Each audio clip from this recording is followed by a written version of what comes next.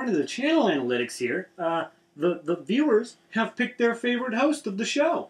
And by, well, quite a wide margin, it's me. Though, is that really any surprise? I consider it a bit of a surprise, considering it's my name as the channel. Oh, the channel. That same channel that before I joined had, what was it, 20? No, 30 subscribers? That's an achievement. Something to be real proud of, buddy. Where do the other subscribers come from, David? DJ Vids? At least when I started my channel, I had the decency to cut off all my bitch hair. It's metal hair, and you know it. Sass. Sass. Sass. Sass. Sass. Sass. Sass. Sass. I've made my point. I've made mine. We watched a movie today. Knock 'em dead. Sass. Sass. Truce for the review. Sure. Sass. Knock 'em Dead is a horror comedy? I don't know if it was billed as a comedy. I don't know if it was a horror either. I don't know if this is a movie. It was an independent film on Netflix, directed by our Lord and Savior, the one, the only, David Dakota. David Dakota is back, ladies and gentlemen. This one was an accident. He literally. I think we need to put him up as like ShitFlix mascot. I want a bobblehead. Yeah, we need him to like David. If you ever see this and whatnot, we would love to meet you and talk like Seriously. Yeah. We don't hate you. I mean, you seem like a great person. Yeah. And whatnot. Just some of your work we're not too fond of. Some of your work. Yeah. Is an endurance test. Yeah. All right, but Knock 'em Dead, in particular. It's so bad to say this, but at the same time, considering all the movies that we've watched so far, this is the one thing that came to me with this movie. This is David Dakota's Tyler Perry movie. Speaking. Now, hold on. You're saying... Let me rephrase, Let's not insult a great director by comparing him to a bad one, okay? David Dakota is nothing like Tyler Perry. That guy's a dick. Anyway. Recent events have triggered emotions. Yeah, David Dakota's nowhere near as bad as Tyler Perry. But the thing is, like, it's the movie that almost all of the actors are black. Yeah, which is very different because all the actors are all white. Every single except for Billy the Kid, where he had one Native American, and he did pop up a couple more times. Yes, no, there was always like someone of Latina descent. Yeah, something like that. But it's always been predominantly it's like an Abercrombie and Fitch catalog. Exactly. All of them shirtless all of the time. Watch our entire 1313. There was no shirtlessness in this movie, and the actors in this. Let's just do the plot first. Okay, I'll try to give a little bit of a plot. A bunch of I guess ex-scream queens, somewhat ex-actresses in a big horror movie that did really well. None of them really got 10 years ago. None of them have gotten really work after that because they were all sort of divas in their own way.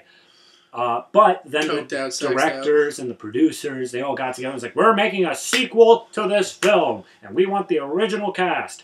And they're all like, well, we're not really doing anything, and we could use the money. So they join in. They go to an island where they're going to film the second Freak Show, which is the name of the movie. But while they're there, somebody starts killing off members of the production team in the ways that they were killed off. Excuse me, sorry. In Freak Show. Oh, so they were killed off in Freak Show by like being set aflame or thrown in a trash compactor. Or no, they were tried to. These guys actually succeeded in dying.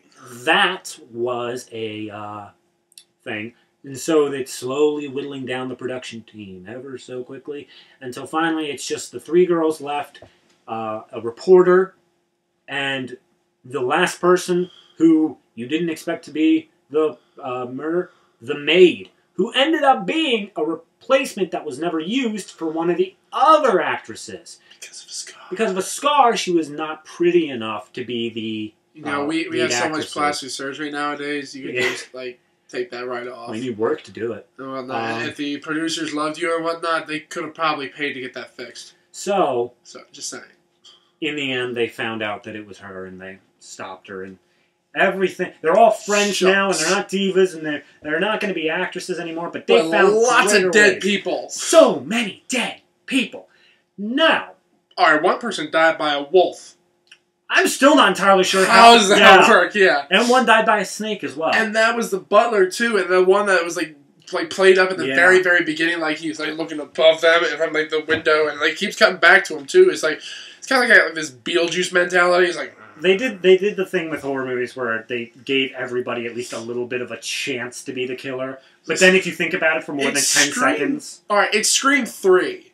Like, it's seriously Scream 3. A whole bunch of actors and whatnot, regardless if they were old actors or not, they get back together to do a sequel to a popular horror movie, and the people keep dying in the ways that the people are killed in the movie, in the order in which that they're supposed to die. That's exactly what Scream 3 is. Barring the order thing, but yeah. It's...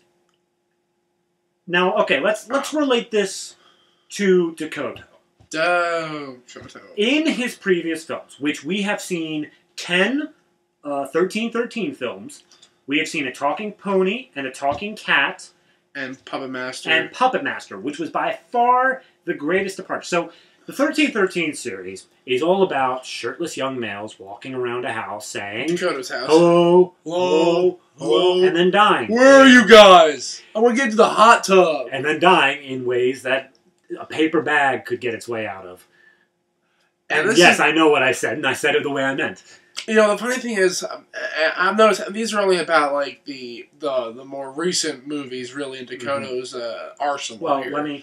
Well, it's just that this is a very, very, very tame PG-13-esque horror movie. It has like the bare minimum requirements for that. Well, speaking about tame, the other two are the Talking Pony. Sorry, A Pony's Tale, and Talking Cat. Both of which are kids' films involving talking animals and whimsy. Whimsy! Wilbur! And then the Puppet Master, which is part of the larger series. That one was, by far, I'd say the greatest leap in quality. Yeah.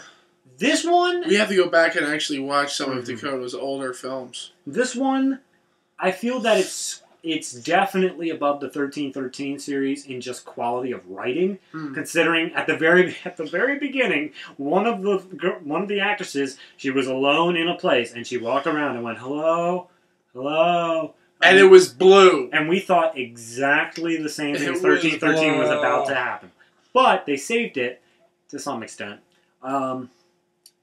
In that the entire cast was actual actors and actresses. Alright, what's his name? I can always forget. Alright, there's two actors that I recognized on this. There's two actors I recognized on this. Number one, his name is Christopher Judge. All you sci-fi fans out there will know that he's on Stargate Atlantis. And then, then we also know Phil Morris. Not by name or image, but he does the voice of Dr. Sweet from Atlantis: The Lost Empire, which people should know that's one of our favorites. Yeah. And the last person we know somebody. We know a couple other people in here because of association with Dakota. Are you talking about Freddy? No. Yeah. No. It was the woman.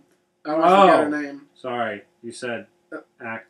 Yeah, Jackie. Jackie Harry. Jackie Harry. Yeah. Jackie. All right, all you '90s kids. Yeah. She was the mom in Sister. Yeah, which it was almost shocking to see her here, but not too bad.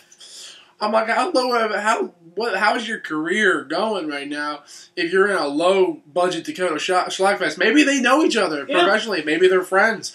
I don't know, but at the same time, she actually gives probably one of the most vivid performances in the movie. I just want to talk about acting overall before we get into specific actors, really.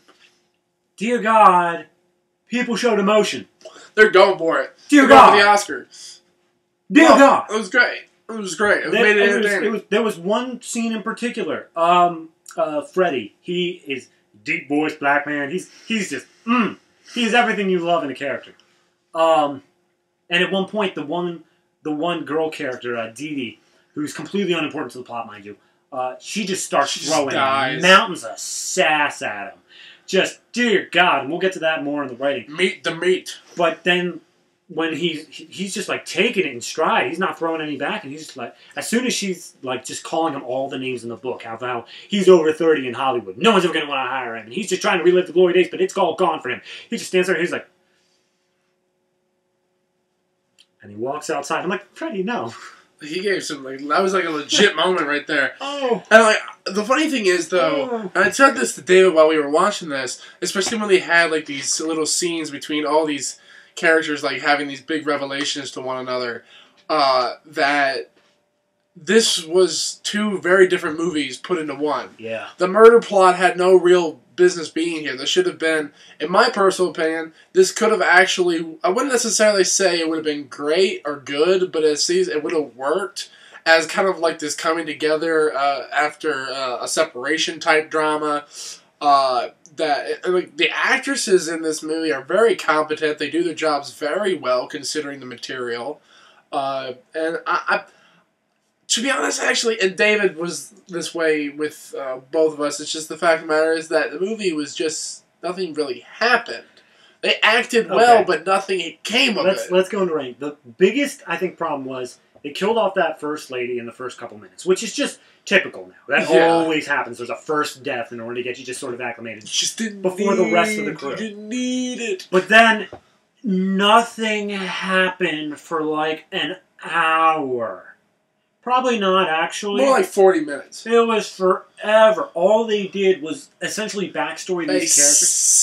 Sass one another. Oh my God. There's so much sass. So much. Every single thing was just some snarky comment based off of another snarky comment. Like, you hear like the artificial snaps after people's lines. Every time. It was ridiculous. Like periods. But they weren't saying anything. They were furthering that, yes, these characters hated each other. And then when they became friends, they started doing that friendly sort of snarky comments to each other. But it's like, now we make fun of each other in the same way, but we understand that we're all fucked up type thing. But at no point did they ever just go, maybe we should continue the story in this sass. Instead, it was just like, they spent, I guarantee, at least 10 minutes going over the fact that this one lady was in porn with a donkey, which admittedly has about 10 minutes of material you could. But you don't have to. You don't have to cover every single, and they use everything. Sass and just sass. By the time they finally do get into the story of the killer and people are dying, it's a totally different story at that point. Yeah. At that point, you're like, okay, this is something else entirely. I don't even know what to call it. It's almost like a 13-13, but the fact that it was condensed to the last act is shocking. I was saying, this movie was two different films, and the problem is, this movie probably was the first ounce of all the movies we've seen so far. I can't talk about his filmography as a whole, but all the films that we've seen far, this is the first ounce of something that actually has some decent writing in it. Whatnot. There were ounces of writing in here that actually could have worked. If you tightened it up, I'm gonna say also Puppet Master. Yeah, no, Puppet Master was good and whatnot, but I'm talking about that's not his original idea. Okay, gotcha. I'm talking about him. 13-13. But then again, at the same time, this wasn't even his script. But the thing is, though, the reason that I think that was a problem is that there were so many common tropes in so many of the movies we've seen. He basically, like, if there was an original idea in this in any way, and you had some decent actors, really decent actors, a couple of them were really good, that you didn't even use them to their full potential. You had them. And you couldn't do anything with them. It wasn't a matter of, like, the actors not trying, because they went for it. When they had their moments, they had their moments. That was, what was the one guy? I forget which one. But, Harley. Yeah. When Harley, like, when he had a moment, his fiance, Savannah. It's probably his ex-wife or whoever, lover or something. Or his wife, she ended up trying to kill Harley because she thought that he was the killer. But then he wasn't, because as we already said, it was the stand-in girl.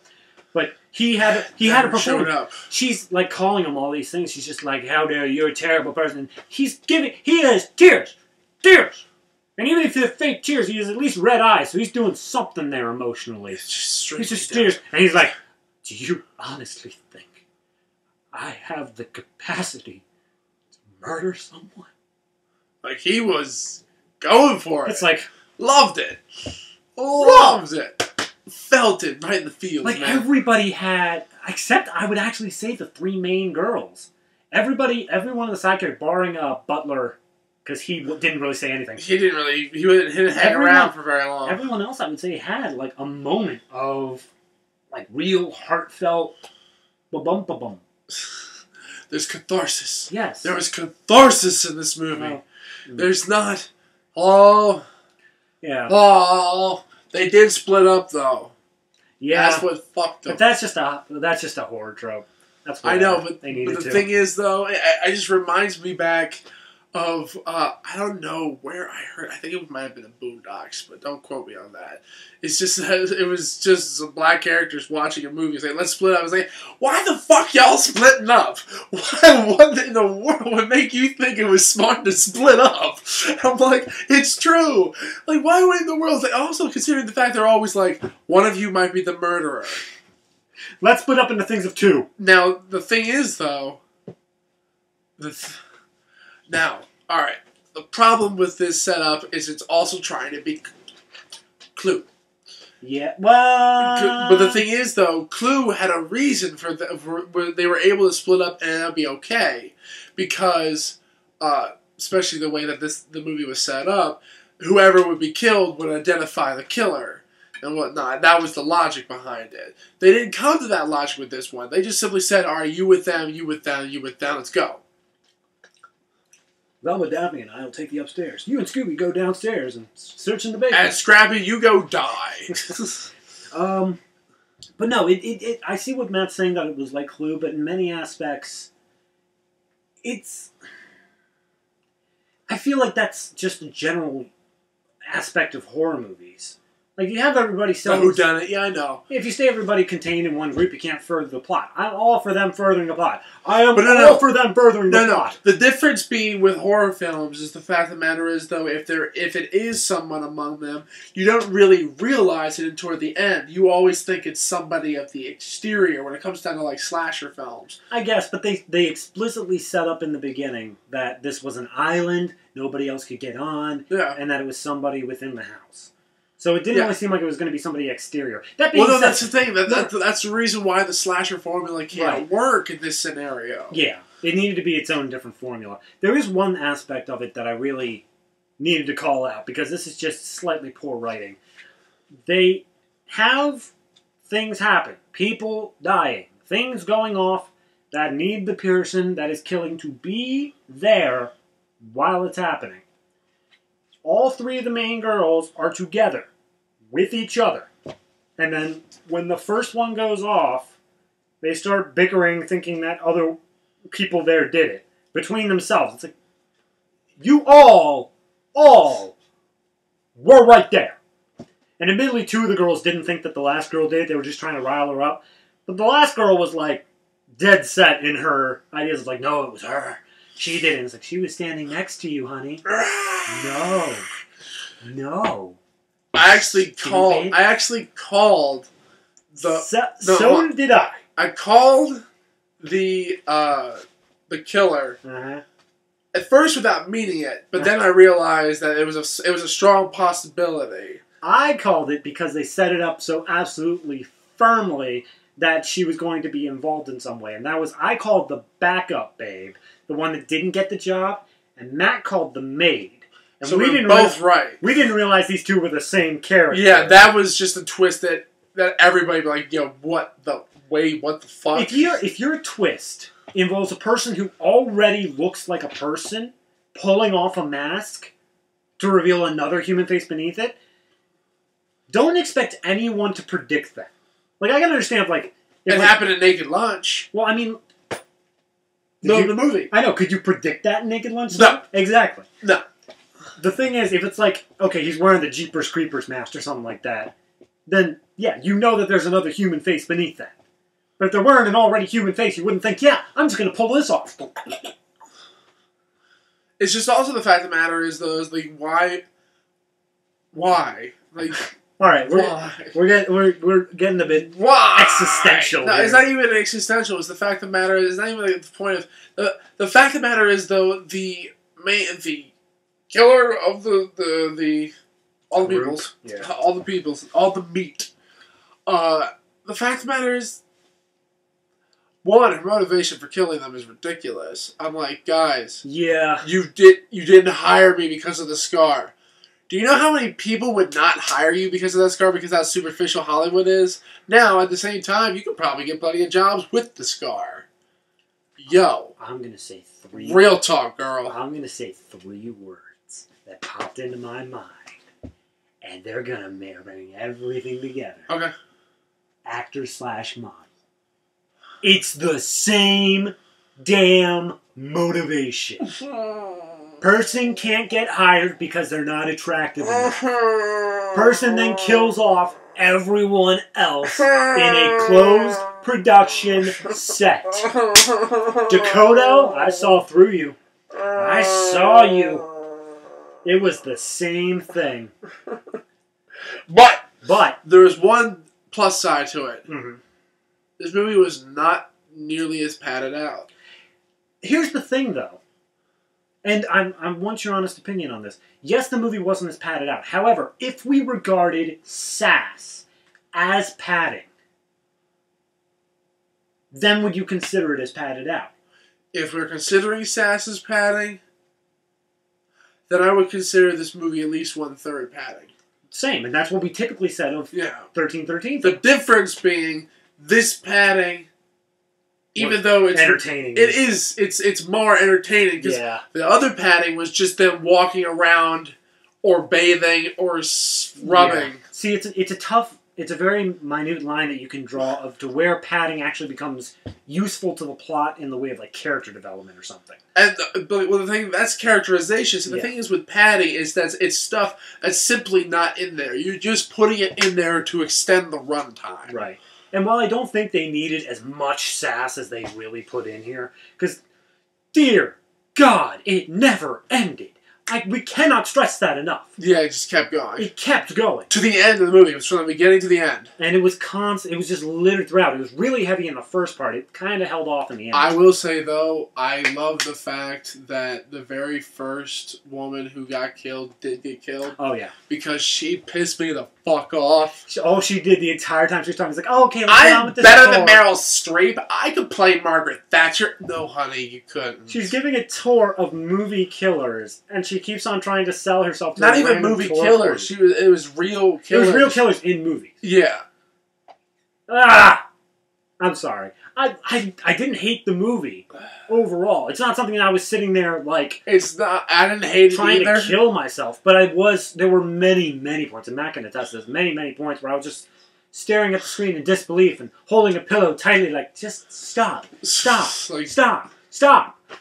like, Mr. Dakota, you have unfortunately made your point many times. I'm honest. Okay. Do we have anything else for visual effects?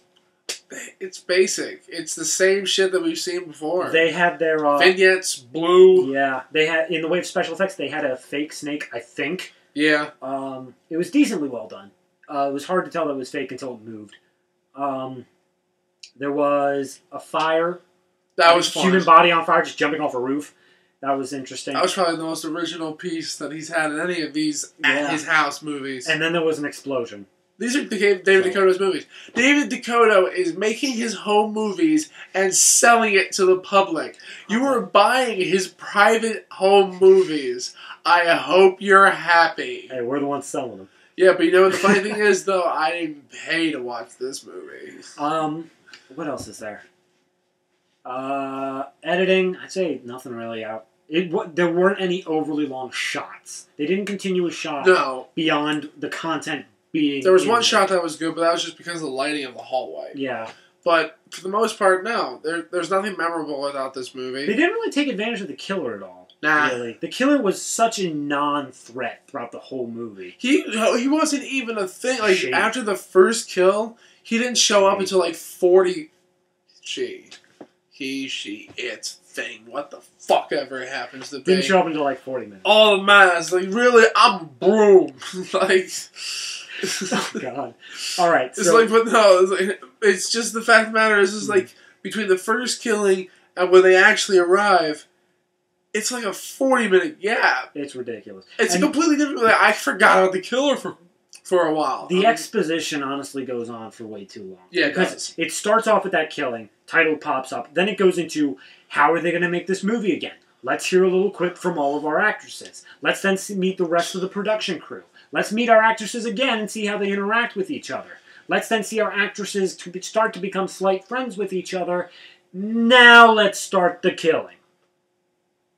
That's way too long. Because each of those things took like 10 minutes by themselves.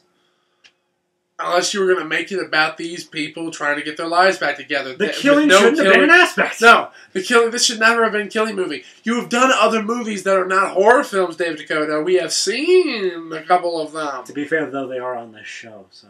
Yes, they are on this show. That's a question of whether or not it's worth it. But I know you can do different genres. Yes, you can. Regardless of whether it's good or bad, you can do different genres. Mm-hmm. I'd love to see him take an actual like serious character piece. Whether or not it'd be good, I don't know, but he should take the risk. Yeah, I would be interested to see that. I don't think David Dakota is necessarily a horrible director, but I consider from the background footage that we've seen on your movies, David, if I'm wrong, please correct me and whatnot. Just contact me on the channel. Is that you seem like a very passive director. Yeah. And whatnot. I see you like moving, like just standing behind the camera and whatnot. I don't see you directing your actors a lot. I also feel as though it's he gives a lot of first-time actors a shot, and that doesn't pay off all the time. And to be honest, like some of them, I think, if off the top of my head, some of them aren't bad. But some of them at the same time are just forgettable. Like I found it funny the guy who was the Power Ranger was in Wes. Yeah, Wes. He was Talking Pony, so that was cute. Love that guy. Yeah, so that's... Do you want to give final thoughts now? I mean, here, let me start on this one. Yeah. Alright, for my final thoughts on the movie, it really shouldn't... as we've been saying, it shouldn't have been there's a killer in the house, ooh, sort of film. But at the same time, I don't know what it should have been. There was a good story going on between these actresses trying to get the sequel back, and I feel like if they just did that, they made the sequel and all the tribulations going into making it, Dakota would know exactly the kind of stuff that goes into it. I can imagine trying to make like what was kind of like a Dreamgirls thing. Yeah, like the 5th Puppet Master movie, whatever that was, 5th or 6th. No, actually 9th, because Puppet Master X was 10. Yeah. So trying to make the 9th Puppet Master movie, trying to pull out a sequel after so long, that must have some problems associated with it. You would know firsthand how it works. I would love to see that be done with these characters. Basically, show me aging Hollywood. I'd love to see that. That would be an interesting movie. I would love to see that being done. What was it, Sunset Boulevard type thing. You got the house for it. Yeah. When it comes to the killer aspect, though, flaccid in its entirety. There's not been a solitary film of yours, David, that I have ever considered to be even the least bit tense. No. Even the older ones are the movies that I've seen, like Creepazoids and stuff like that. Like I've never been scared of these movies. Even when I was a kid, when I was like terrified, I was scared to watch a scary movie and whatnot. Like before I started like actually reviewing horror films for Film Snobbery, like it was like I was terrified of horror films. Now I fell in love with them. I love it. It's one of my favorite genres. But still, at the same time, though, I was like beforehand, like you couldn't pay me to watch scary movies. It took forever. I didn't watch Scary Movie until it had been out for like 2 years. Right.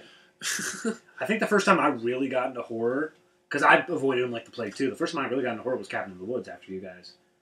And then I tried to give it a bit more and more and more. Because Cabin in the Woods was a very like middle of the road between comedy and horror. So it was a good bridge. As for this movie, finishing up my final thoughts. Scream is the movie that kind of... I never...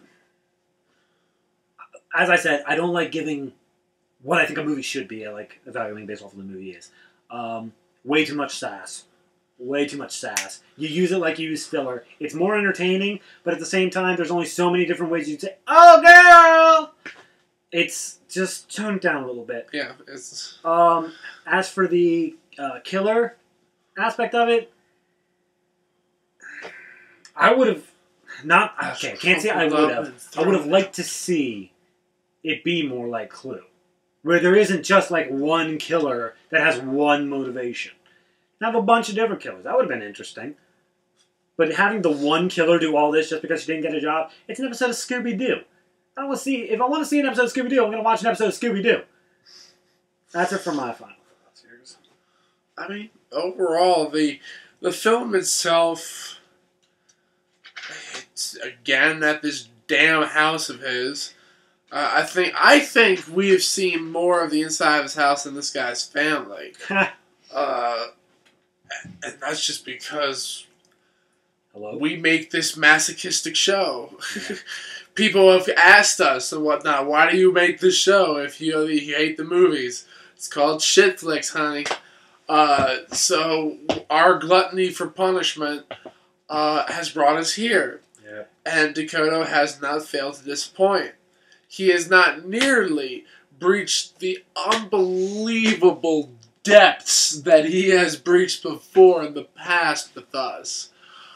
But at the same time, it's nowhere near the best that we've seen. No. For the show. That's the context of my vision here. Yeah. The actors, I was really surprised to see them in this. These were like the most notable people that I've seen work with Dakota, period. Like, I mean, we've seen a few, like, low-time, like we said, Wes before. Yeah. We've seen not huge actors, but we know that. And one of the older guys used to be a child star. I can't remember what he was in. You see those familiar faces, and you're like, oh, hey.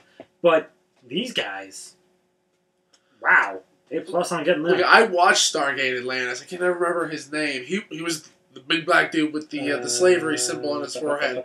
I know all the other Stargate SG-1 fans are going to nail me to the wall. Kat Parker from Rocket Cat would. Go check her channel out. It's on my suggested artist. Teal'c. I never watched it. Teal'c. Great show and whatnot. It was made off of the silly Roland Emmerich movie of the same name with Kurt Russell about aliens building the pyramids and shit. And then people took that seriously. Anyway, so people took that shit seriously. Anyway, so any of the movie and whatnot is Dakota, which you come to expect. He's like as I said, he's like our mascot for the show now. Would you recommend? Would I recommend? No. I wouldn't recommend either. I can think of a few situations you want to, but there are better films. So yeah, that's David Dakota. You want to watch a snappy movie, but really was made off of another film, but actually it worked well? Do the remake of Death at a Funeral with Chris Rock. It wasn't as nearly as good as the original. The original one was great. It had Peter Dinklage in it. But at the same time, though, that movie was sass and talking with family drama and past scars and all that stuff. That would have worked. But you didn't do that. You did a stupid slasher movie, and now we're going to forget you. But this movie has been Knock 'em Dead. Yeah, David Dakota. Hope you enjoyed. See you next time. Yeah. Yeah, Matt, that was a pretty good episode. Though, could you cut down on the rambling just a little bit? You're doing it every single time now. Okay. David, we both have edges. Mine is razor sharp and polished, and yours is dull, uninviting, and limp. Well, it's a good thing they have that razor edge of yours. That way they can slit their wrists so they don't have to watch this train wreck of a hosting job you got. They haven't even made it to my train wreck because they're too busy stabbing their eyes out over your Justin Bieber haircut. Well, I'm sure they would feel that way if they could actually see my haircut. Unfortunately, everything you've put out since 2008 has been filmed on the same low-quality, trashy webcam.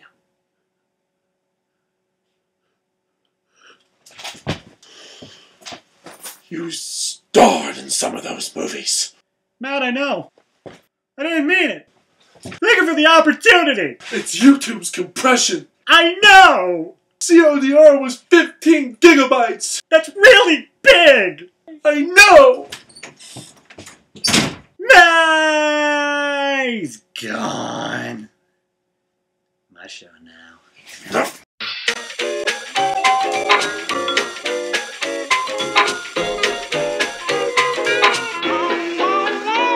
All the bad boys want some road, it's tricky. And girls enjoy, they feel so lucky. Loving it.